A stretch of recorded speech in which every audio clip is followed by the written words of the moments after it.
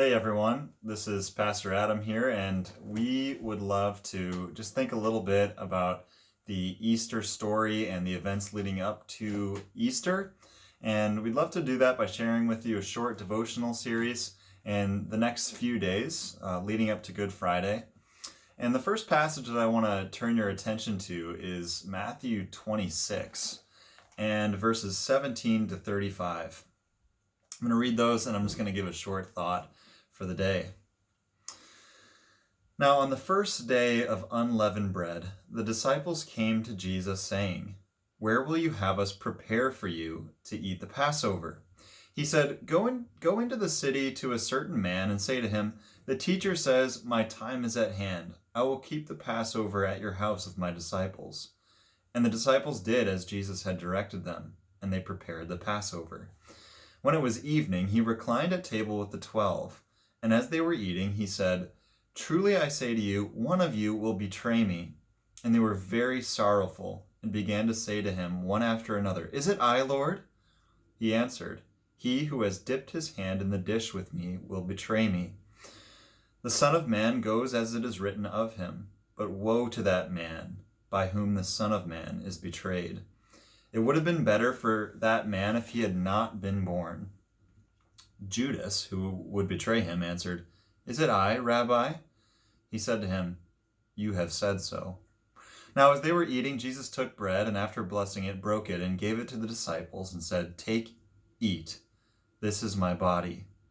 And he took a cup, and when he had given thanks, he gave it to them, saying, "Drink of it, all of you. For this is my blood of the covenant, which is poured out for many for the forgiveness of sins. I tell you, I will not drink again of this fruit of the vine until that day when I drink it new with you in my Father's kingdom." And when they had sung a hymn, they went out to the Mount of Olives. Then Jesus said to them, "You will all fall away because of me this night, for it is written, I will strike the shepherd, and the sheep of the flock will be scattered. But after I am raised up, I will go before you to Galilee." Peter answered him, "Though they all fall away because of you, I will never fall away." Jesus said to him, "Truly I tell you, this very night, before the rooster crows, you will deny me 3 times. Peter said to him, "Even if I must die with you, I will not deny you." And all the disciples said the same.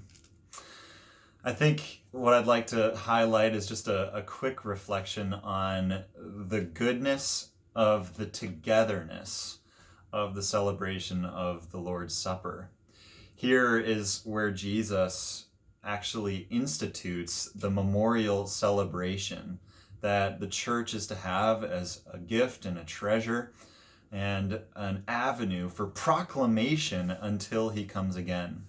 And I just love the way that this passage anticipates the celebration that is to come, the celebration of the marriage supper of the Lamb. And I see that in verse 29. Right after Jesus institutes the Lord's Supper, where he gives them the cup and the bread to signify what he's going to achieve on the cross in a matter of hours.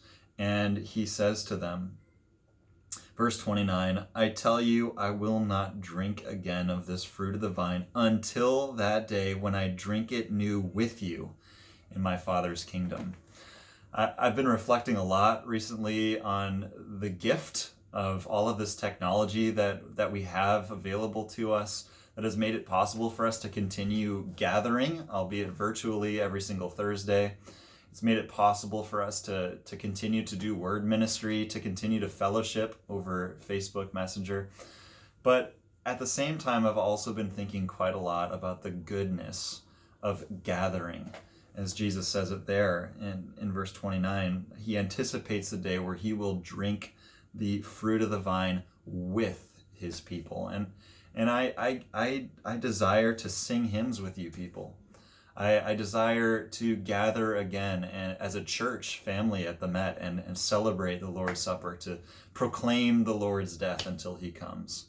And I pray that this is a reminder, even as we read here in Matthew 26, of the goodness of being together as the people of God. And I anticipate that day longingly to be together again. I hope this week is blessed for you.